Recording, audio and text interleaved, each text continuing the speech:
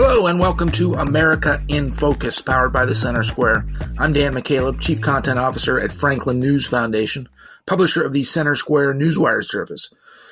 Scrutiny of U.S. government spending heightened this week after President Trump's new Department of Government Efficiency, led by billionaire Elon Musk, started revealing all of the questionable foreign grants approved by the U.S. Agency for International Development, or USAID. Joining me to discuss this today is Casey Harper, Washington, D.C. Bureau Chief for the Center Square. Casey, multi-million-dollar grants paid for by U.S. taxpayers for DEI programs in Asia, South America, and elsewhere. Tens of millions of dollars winding up in the hands of terrorists in the Middle East because of the lack of oversight by USAID. We could go on and on. What's going on here? Well, what's going on here is just this has been business as usual, not just at USAID, but at these other federal agencies. You know, Dan, we've talked about it on this podcast and at thecentersquare.com. We've covered just kind of the rampant waste, fraud, and abuse that's been present at these agencies for so long. When you see these headlines, they seem so silly that you think, oh, this must be some kind of conservative propaganda, things about, you know, funding transgenderism in some totally impoverished, you know, Central or South American country. But it's pretty much true. And not just the USA. I think the examination of this kind of spending is going to continue. I mean, one of the main priorities of the State Department, for instance, is to push the LGBTQ, et cetera, agenda around the world in the name of human rights. I mean, this is not a tertiary or fringe agenda for the State Department. It's a core goal of the State Department to push the LGBT agenda. So when we start opening up that State Department funding, it's going to be really interesting to see. And other agencies, because of the total buy-in on DEI, have followed suit. But when it comes to USAID, I mean, they're a big pipeline for funds to go to, you know, all over the world. So there's a few things happening here. One, sometimes the people receiving this money are just not the people who should be receiving it, whether it's terrorists, like, you know, Hamas getting a hold of grant money. And the reason that happens, not just Hamas, but other terror groups, is because they're so in control of these countries. It's like the mafia. I mean, if you build a nice new grocery store in the middle of a mafia's territory, then all of a sudden the mafia comes knocking on your door, and guess what? Now you have to pay them for protection or whatever. So it's the same in these terror countries. It's very difficult for the money not to end up in their hands, especially when you're as careless as the U.S. has been. And then when you combine that with some of the far left, you know, progressive gender and racial ideology, all of a sudden more and more of the funding in the name of human rights and equality is going to sort of stomach churning policies for Americans, whether it's the transgender issues in these different countries, or it's the NIH, as I've reported, the National Institute of Health, instead of researching cures, researching, you know, racism and its effect on health. I mean, it's rampant throughout the government, and it's sort of a reckoning day of judgment for those agencies. Casey, it's not as if we don't have plenty of problems here in the U.S. Homelessness has been on the rise for years. We've had these huge national disasters over the last couple of years, hurricanes on the East Coast, the wildfires in California. I could go on and on there. Yet Democrats are being some elected Democrats anyway, are being highly critical of the scrutiny over USAID and other spending overseas by the federal government.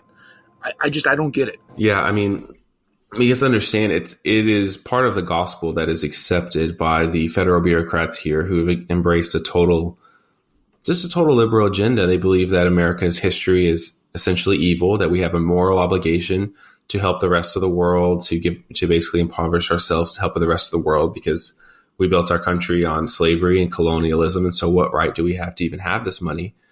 And, you know, the way that they think that they spread that gospel, as they would think of it, as almost a religious idea, is by creating their version of racial and gender ideology all around the world. And so they're very committed to it. They're very organized.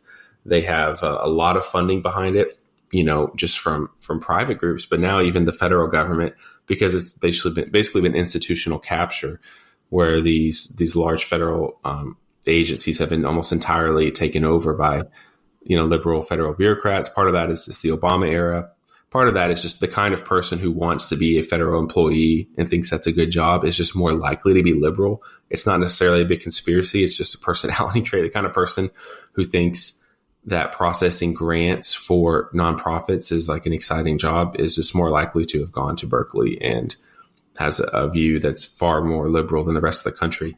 There's a lot of things happening here, but the end result is, as there's been a lot of reporting, $2 million for transgender comic book in Peru, media paying millions for media in Cuba, sending money to the BBC, millions on even Politico Pro or Sesame Street in Iraq. The defenders of USAID have been quick to try to pick apart these examples. And I think some on the right have been kind of sloppy with how they've thrown these out, because sometimes when you look into it, it's like, well, it wasn't exactly all the money for this program. There was maybe an $8 million grant for this, and a portion of the money went to this highly controversial thing. So sometimes they're not quite specific. But by and large, I've been covering this long enough to know that I wasn't surprised at all by these things, because I've been covering different instances and different examples for many years. Casey, U.S. national debt is at nearly $36.5 trillion. Financial watchdogs, economists have been warning for years that the U.S. needs to curb its spending. Another thing that President Trump has done is offer buyouts to federal employees to try and cut the federal workforce. But a judge on Thursday, just yesterday, put that on pause after lawsuits challenged it. What's next there? Yeah, many of, Trump came in with these sweeping orders. Many of them are being challenged in court. But I think Trump has a good chance because he's much more organized this time around. He has good lawyers around him.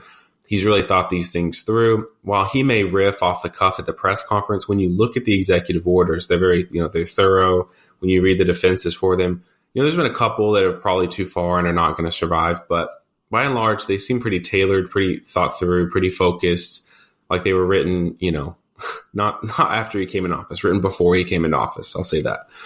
And so I think he faces a good shot, legally, but he's going to have to fight these out. And even if he wins, that is going to delay his agenda. But I think that's part of the reason he's moving so quickly now. He's flooding the zone. A lot of these are going to slip through. The ones that get challenged, at least the battle's starting now. And I think he has a decent chance in fighting a lot of these and winning the cases. Casey, thank you for joining us today. Listeners can keep up with this story and more at thecentersquare.com.